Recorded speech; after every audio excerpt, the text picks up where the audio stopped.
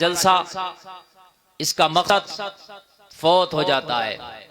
और सुने, मीठी मीठी बातें आपको बहुत अच्छी लगती हैं, अगर जन्नत की बात बता दो तो सुभान अल्लाह, बख्शिश की बात कह दो तो सुभान अल्लाह, गौसे आजम की करामत की बात बताओ तो और सुभान अल्लाह।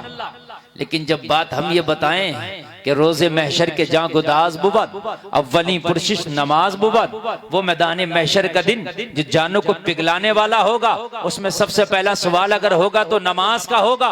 तो फिर ऐसे गर्दन नीचे को झुका के सुनते हैं कि जैसे लगता है हमारा बटुआ कट गया हो, जैसे हमारा परस किसी ने मार दिया हो। और मेरे भाई कान खोल करके सुनना, जहां पर जन्नत का जिक्र कुरान में अल्लाह ने किया है, वहां पर जहन्नम का जिक्र भी किया है। जहां पर जन्नत की नेमतों का अल्लाह ने जिक्र किया है, वहां पर जहन्नम के अजाब का और जहन्नम के गढ़ों का जिक्र भी अल्लाह ने किया है। जहां पर अपने इनाम का अल्लाह ने जिक्र किया है, वहां पर अल्लाह ने अपनी पकड़ का भी जिक्र किया है। जहां जिंदगी की वादियों का जिक्र किया है, वहां मौत की गहराइयों का भी अल्लाह ने जिक्र किया है। मालूम है आपको ए मेरे भाई, जहां पर हौज़े कौसर का जिक्र है, वहां पर कब्र की अंधेरी का भी जिक्र है।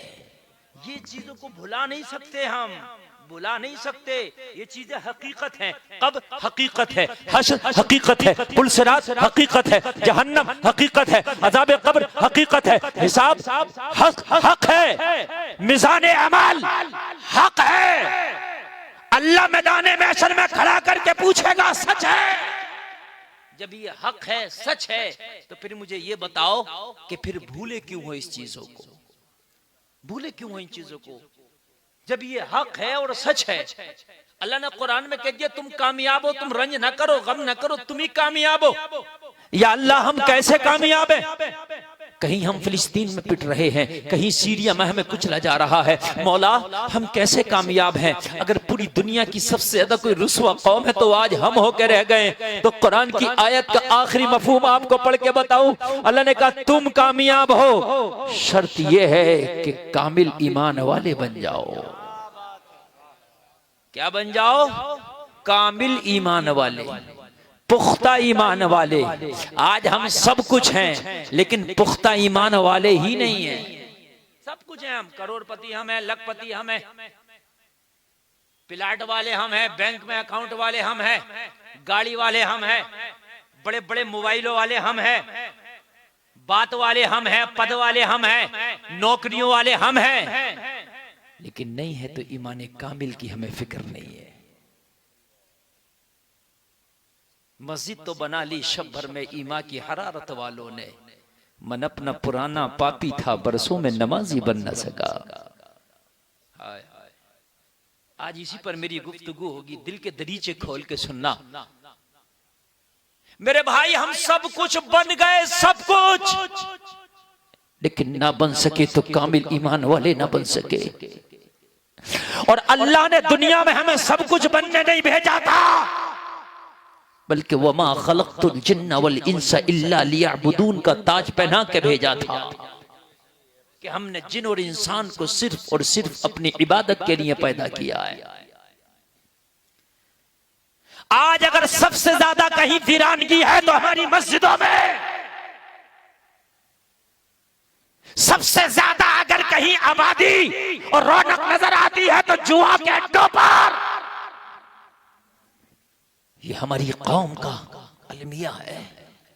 मेरी कौम के नौजवान जुआ और शराब के अड्डे पर नजर आते, लेकिन मस्जिद के मुसल्लों पे नजर नहीं आते। फिर कहते हैं कि दुआएं कबूल नहीं होती। ओ जलसे में आने वालों, दुआ कबूल नहीं होती, ये खता हमारी है। अगर हराम के लुक़्मे खा के दुआएं करेंगे तो कबूल नहीं होगी।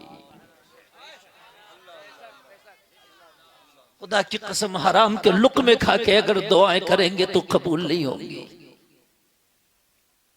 माएं अपने बच्चों को फिल्में और सीरियल दिखा दिखा के जवान करेंगी तो ये बच्चे आने वाले दौर में खुदा की कसम कौम का मुस्तकबिल नहीं बनेंगे।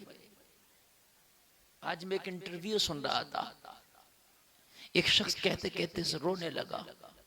उससे कोई मीडिया वाला पूछ रहा था तो कहने लगा, मेरी एक ही ख्वाहिश है, अगर तुम्हारे घर में कोई बच्चा पैदा हो ना तो उसका नाम सुल्तान सलाहुद्दीन अयूबी रखना। कम से कम अब कौम को एक सुल्तान सलाहुद्दीन अयूबी की जरूरत है।